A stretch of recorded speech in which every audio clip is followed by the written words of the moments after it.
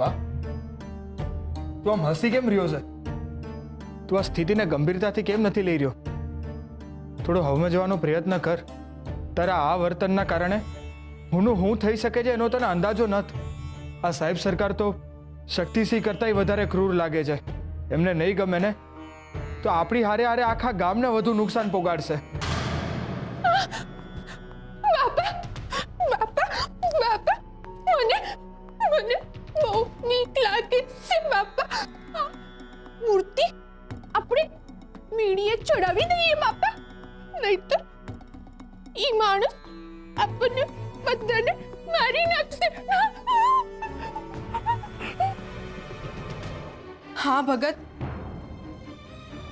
મીઠી ભાભીની વાત સાચી છે. દુકાળમાં વળી અધિક માસ, એમાંય ઘરમાં તકલીફો ક્યાં ઓછી છે. મીઠી ભાભી હજુ હાજા નથી થયા. ગંગાના પેટમાં એ બાળક છે ને આ સાહેબ સરકારે આપણને વધારે મુસીબત આપશે. ભગત વધુ કપરા દાડાને એ વધારે કપરા કરી નાખશે. ન કરે નારાયણ, ને તમને કંઈક કરશે તો? ભગત, હરી તો મનમાં છે જ ને તમે જ કહો છો ને કે મૂર્તિ તો માત્ર પ્રતીક છે. તો હાલો ને આપણે મૂર્તિને મેળીએ ચડાવી દઈએ. રોજ છુપાઈને કાઢશું અને દીવાબત્તી કરશું. મારી વાત માનો ભગત, સત્તા આગળ શાણપણ નકામું. હા, હું બોલી ગયા તુલસી. તમે સાચી સત્તા તો હરી છે ને શાણપણે હરીની જ દેન છે. તુલસી, અસત્ય સામે ઝૂકવું એટલે અસત્યનો સ્વીકાર કર્યો કહેવાય. હા, સાહેબ સરકાર તો ક્ષણિક વાવાઝોડા સમાન છે. એ જેમ આવ્યો છે ને એમ જ ભયો જાય. તમે બસ હરી પર ભરો રાખો. ને હરીએ પુરાવો પણ આપી દીધો છે. તમે જાણો છો ગંગા, તમારા અપરાધીને હરીએ પરચો આપી દીધો છે. એટલે હા, ઓલા નવા સાહેબ સરકારે મારા શક્તિસિંહની જીભ કાપીને એને બંદી બનાવી દીધા છે. શું? હા, અટાણી પીડામાં તો છે જ ને. હરીએ જે કંઈ પણ કર્યું ને એ હંધુય વિચારીને જ કર્યું હશે. મારા શક્તિસિંહે તમને કેટલી વેદના ને કેટલી પીડા આપી હતી ને જુઓ અટાણે હરીએ એને એના કરતાં પણ વધારે પીડા આપી. એના કર્મોની સજા એને મળી ગઈ. હરી છે ને એટલે જ હંધુય હાલે છે ને. સાચી સત્તા તો મારા હરીની જ છે. એટલે હરીને હૈયામાં રાખવાના ને આવા લોકોથી ડરવાનું બિલકુલ નહીં. હાલો, હરે કૃષ્ણ હરે કૃષ્ણ. હાલો શુરાતે, કામે લાગીએ. હરે કૃષ્ણ હરે. ગોરા,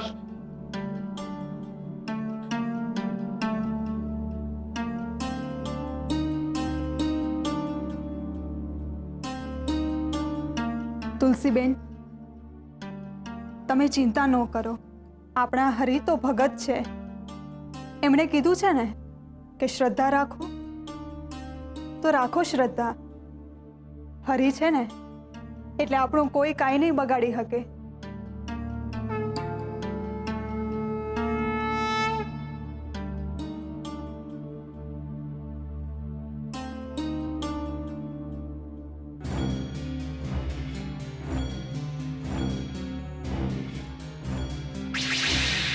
મારા આ ગાંડા નાટકની હવે કોઈના મન પર કોઈ અસર થતી નથી.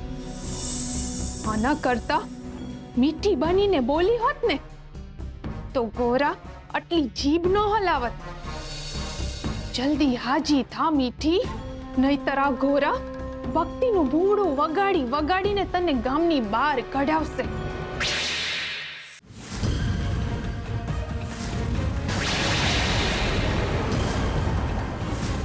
આજથી અબકડીથી માધવપુરના ભગવાન બદલાઈ ગયા છે. તમારા નવા ભગવાન છે વિશ્વજીત સાહેબ સરકાર. હવેથી પૂજા થશે તો ફક્ત ને ફક્ત મારી થશે. ભજન ગાવા હોય તો માત્ર ને માત્ર મારા જ ગાવાના. મારું સામ્રાજ્ય અને મારી સત્તા અને હું જ ભગવાન. એટલે મારા સામ્રાજ્યમાં આજથી કૃષ્ણ ભક્તિ વર્જિત છે. અરે જીભ હવે મારા જીતની વચ્ચે નહીં આવે.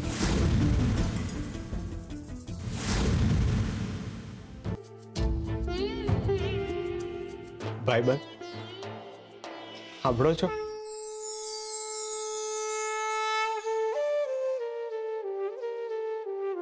એક વાત મારા મનને કોરી ખાય છે.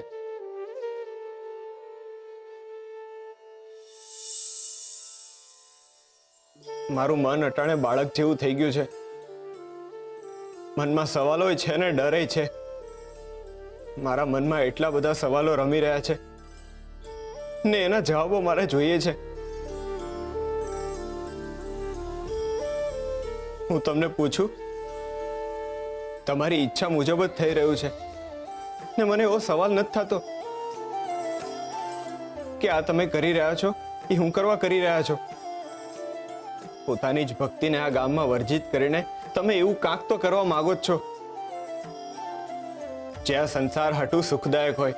ને આમે તમારી લીલાનો અંત તો પ્રજાના સુખથી જ છે ને. મારે તમને એટલું જ પૂછવું છે કે મેં જે તમારી ભક્તિ હાચવવાની જવાબદારી લીધી છે એમાં કંઈ ખોટું તો નથી કર્યું ને? ખાસ કરીને ઓલા સાહેબ સરકારના મનમાં તમને જગાડવાનું જે પોતાને વચન આપ્યું છે એ બરાબર જ કર્યું છે ને? હે હરી, મને નથી ખબર કે હું જે કરી રહ્યો છું એ સાચું છે કે ખોટું છે. જી મને સાચું લાગ્યું ને એ કર્યું, પણ આ અંધાઈમાં હું તમારા માર્ગમાં અડચણ તો નથી બની રહ્યો ને?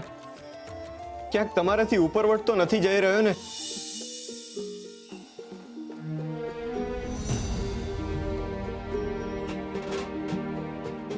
લોકોની વાહવાઈની અસર મારા પર થવા માંડી છે. ના એ મારું પદ છે ના મારી લાયકાત છે. હું તો એક પામર માણસ છું જેને ભજન સિવાય ભક્તિમાં બીજું કાંઈ નથી આવડતું. તો પછી એ લોકોને તમારી ઓળખ હું આપવાનો? હું તો બસ ખાલી એટલું ઈચ્છું છું કે લોકોના મનમાં તમારી સાચી છબી ઊભી થાય. તમારા નામની અમીરી લોકોને સમજાય ને એના હાટું મારે કઈ વાહવાઈ નથી જોતી. બસ તમારી સહમતિ જોઈએ છે, તમારો સહકાર જોઈએ છે. હલેસા હું જ મારીશ, પણ હાથ તમારા જોઈએ છે.